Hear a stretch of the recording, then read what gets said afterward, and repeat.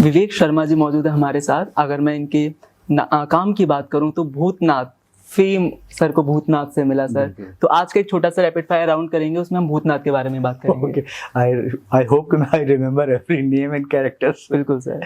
सो कोई भी favourite memory आप बता सकें भूतनाथ से? भूतनाथ में जैसे बंकू जो था वो बच्चन साहब से नहीं डरता था क्योंकि वो उसने उनकी उतनी फिल्में नहीं देखी थी। लेकिन शाहरुख आता तो नर्वस हो जाता था क्योंकि शाहरुख आज का हीरो है, तो उसको बच्चन साहब बड़ा कंफर्ट करते थे और he was treated like a superstar on set. और वो एक बार में डायलॉग याद कर लेता था। तो बंकू के लिए हम लोग को स्पेशल एक ट्रीटमेंट रखना पड़ता था। बच्चन साहब used to adjust his dates according to his exams. इसके एग्जाम चल रहे हैं, अच्छा ही वाज मेरिटोरियस, अभी भी मतलब 22 साल का हो गया वो टॉप करता था स्कूल में। तो अगर शॉर्ट्स 2 शॉर्ट के बीच में पढ़ाई करता रहता था। इस तरीके से बहुत सारे एनेक्डोट्स हुए हैं, बहुत सारे इंसिडेंट्स हुए सेट पे। ओके, तो सर अगर बंकू का कैरेक्टर आप आज के वक्त में होता तो आप किसको कास्ट करते? बंकू आज की डेट में होता तो किसको काट कर? एक्चुअली हमें राही प्यार के टाइम पे जो कुणाल खेमू था ना, Kunal Khemu would have been a very good Banku, because हमें राही प्यार के में भी उसने जूही माँ के साथ बहुत अच्छी केमिस्ट्री डेवलप की थी और is a very good actor. तो I think younger Kunal Khemu. Juhi ji का कैरेक्टर चेंज करना होता तो उसमें कौन होता? जूही जी का कैरेक्टर आज की डेट में नहीं, जूही जी का कैरेक्टर चेंज करना मुश्किल है, बिकॉज वो उनके संग क्या है, उनकी एक सेंस ऑफ टाइमिंग बहुत कमाल की। जैसे हम लोग उनको ट्यूबलाइट बोलते हैं, क्यों बोलते हैं? क्योंकि सारे सबको जोक समझ में आ जाएगा, उनको थोड़ी देर बाद समझ में आएगा, बट वो उनकी टाइमिंग बहुत जबरदस्त वर्क करती है। तो जैसे तुम हंस लोगे या हंस लेंगे हाँ, फिर अचानक वो रुकेंगे हाँ अच्छा हाँ, तो हम लोग के लिए वो होता था। तो शाहरुख खान जूही चावला को ट्यूबलाइट ही बोलता है कि everybody understood but you are the flickering light.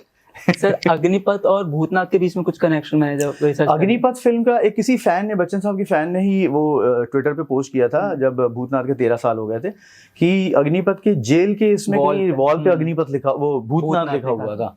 तो उसका स्क्रीनशॉट लेके उन्होंने बच्चन साहब को दिया, then he forwarded me also and वो ट्विटर पे पोस्ट भी किया था उन्होंने। सर भूतनाथ में अमिताभ जी का आना डेस्टिनी थी कि आपको लग बाई चांस? मैं आपको बताता, बहुत कमाल की चीज़ है कन्विक्ट, जैसे बोलते हैं ना यूनिवर्स आपकी सुन लेता है। तो जब मैं कहानी लिख रहा था और तो लिखते समय दिमाग में बच्चन साहब थे, तो सामने मेरे घर में एक टीवी रखा हुआ था, तो मैं टीवी में एक ऐड चल रहा था, एक छोटा बच्चा और एक अमिताभ बच्चन का ऐड चल रहा था सर्फ एडवांस का। तो मैंने बोला ये केमिस्ट्री चाहिए अपने को, ये भूत और बंकू की ये केमिस्ट्री चाहिए, दोनों मिल गए। वही बंकू प्ले किया, वही अमिताभ बच्चन प्ले किए। तो आई थिंक डेस्टिनी भी होती है और आपका कन्विक्शन होता है जो अट्रैक्ट करता है। सर राजपाल यादव जी का कैरेक्टर सबको बहुत पसंद आया था, इतना छोटा क्यों था वो, इतना कम समय क्यों मिला? वो गधा था नंबर 1 का, उसकी डेट साले ने प्रियदर्शन जी को दे रखी थी। हमारा सेकंड हाफ में उसको और भी बहुत पार्टिसिपेशन था। मुझे याद है कि भूतनाथ के लिए हम लोग ने मैं बहुत डिटेलिंग करता हूँ फिल्म्स की, तो मैं सारे कैरेक्टर्स के स्केचेस बना के जाता हूँ कि जिंदा थे तो कैसे लगते थे, मर गए तो कैसे लगते हैं। तो राजपाल का जब स्केच बनाया था तो he saved that sketch and he said कि लाइफ में पहली बार किसी ने मेरा कैरेक्टर डिजाइन किया है, मेरे कपड़े ऐसे डिजाइन किए हैं। बट वो और भी था सेकंड हाफ में, बट उसी समय प्रियदर्शन सर की कोई फिल्म स्टार्ट हो रही थी तो ही डिविएटेड, वो वहां चला गया, तो हम उसको उतना शामिल नहीं कर पाए।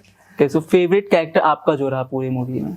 भूतनाथ ऑफ कोर्स, क्योंकि भूतनाथ में 3 लेयर थी। एक तो वो भूत था जो परेशान करता है, फिर एक वो फ्रेंडली घोस्ट था, फिर एक हर्ट फादर था, जो फादर जो जिसका दिल दुखा हुआ है। तो मेन जो कहानी थी वो थी। और आपको बताऊं, मैं उसमें प्रियांशु की कास्ट को लेकर थोड़ी डिबेट हुई।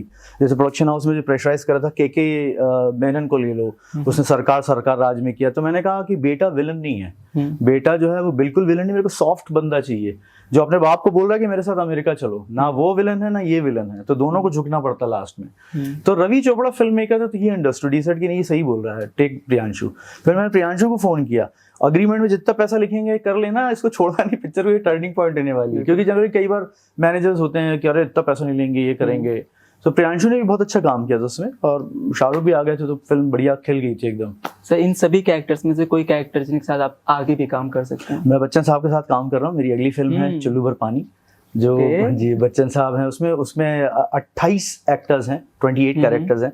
एक विलेज है जो वाटर क्राइसिस में क्या क्या स्टुपिडिटी करता है, तो उसके ऊपर बहुत ही बेहतरीन फिल्म है। और अभी इनफैक्ट 1.5 महीने पहले ही बच्चन साहब के साथ वो चीज़ें फाइनल हुई हैं। तो होपफुली हम लोग as soon as he gets over with KBC वो चीज़ें मूव करेंगे। बहुत बड़ी फिल्म है, बहुत अच्छी फिल्म है, बहुत मीनिंग फिल्म है। अगर सब चीज़ ठीक रहा तो इस फिल्म से मैं नेशनल अवार्ड लेके आऊँगा।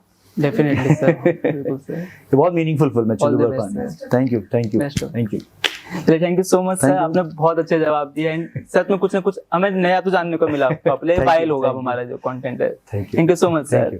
चलिए, कीप वॉचिंग आप 24/7 नोएडा।